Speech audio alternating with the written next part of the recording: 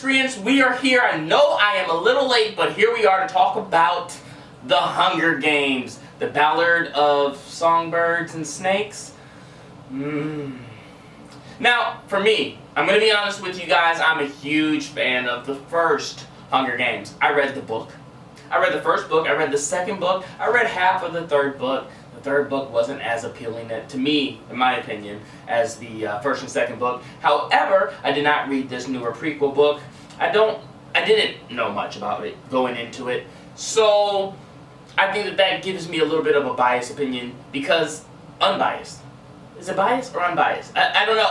Like I'm not going to compare, I'm saying, the book to the movie to say that one's, I'm going to say unbiased. It's an unbiased opinion because I'm not going to compare it. Yeah, okay. So, here's my thoughts.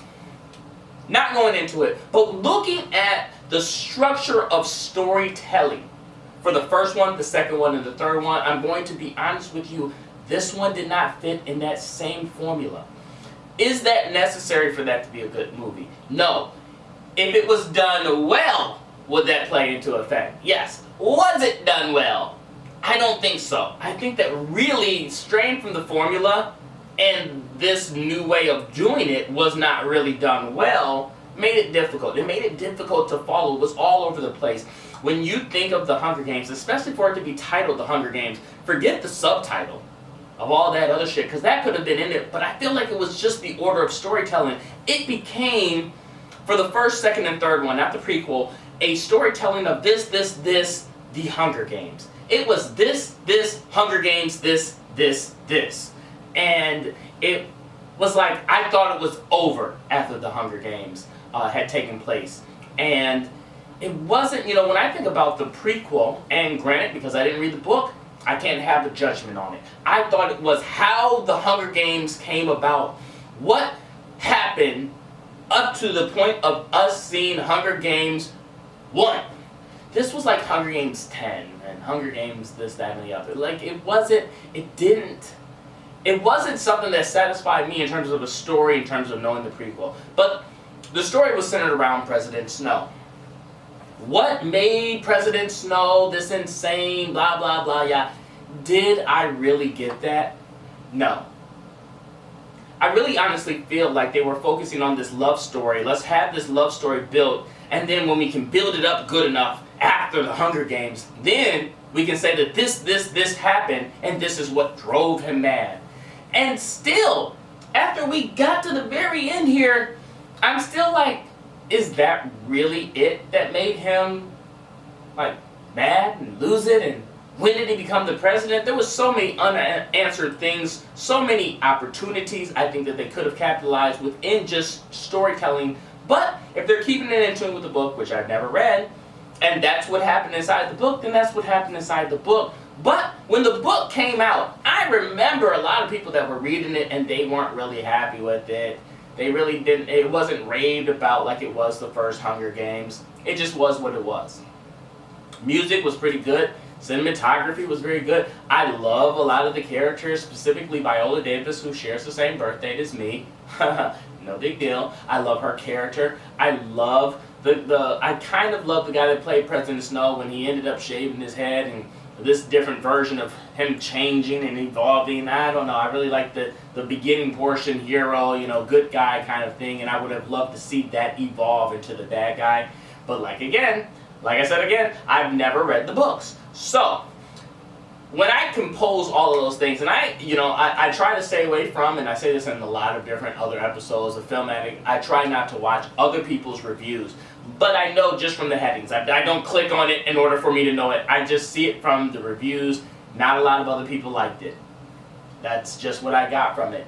And when I came out of it, I wasn't raving about it. I knew it wasn't a 5 when I walked out of that theater. I knew it wasn't a 1. So we can root out those two things. So it becomes, was it a 2, 3, or 4 star out of 5 star? That's tough. Because 2 constitutes as background noise. Was it something that was background noise? I don't know. Was it just average? I don't know. If I could, I'd put it in between both 2 and 3, but I have to pick one. Keep working. Keep striving, never give up, fall down 7 times, get up 8. Ease is a greater threat to progress than hardship. Ease is a greater threat to progress than hardship. So keep moving, keep growing, keep learning. See you at work.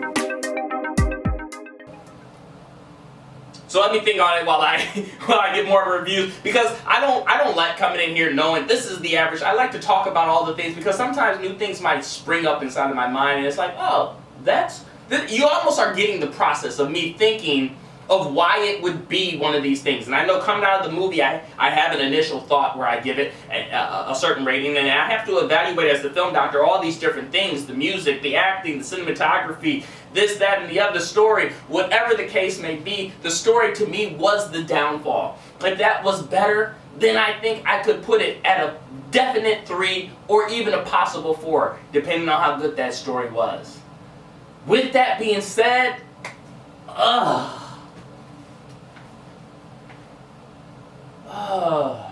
no, you know what? People are going to hate me for saying this. I was going to go with the 2. I honestly was going to go with the 2, but the action of it and watching the storyline was the one thing that sucked, and I don't want to put it down to a 2 because of that. So in my eyes, I know I'm going to get a lot of shit for it, but you already know, miscreants. I'm the film doctor. I do what I do. You trust me. You believe me. I know some people out there probably saw it, and they're going to say it's a 2. They're going to say it's a 1, and for each their own, because a lot of people judge it on, was it a good movie? I'm looking at all the different components. Where does it fall? It was average. It was just average. I'm going to give it 3 out of 5 stars. I wish I can give it 2.5 out of 5, but nonetheless, that's all I can do. That's all I can give for it. It is what it is. I think that they could have capitalized on a lot of different things, and they didn't. So that's all I have for you guys today. Please don't forget to like, comment, and subscribe. Hit that bell, do all that jazz, send up some slow signals. Tiny little note to a pitcher's leg sitting on its way. If there's multiples. Tiny little note. We did the note. Put a message in the bottle. Go ahead and put a message in the bottle. See, when I'm doing them, like one after the other, I kind of forget. Put in the message in the bottle. Throw it inside the water. Lead the red letter. Reach our shores. And as always, this has been another exciting episode of Film Addict. What? Should I just do a 2.5? Like, quite honestly, like, is there something that's wrong with doing a 2.5? I mean, 2.5 is 2.5. If it's a 2.5, goddamn, and this is just a 2.5.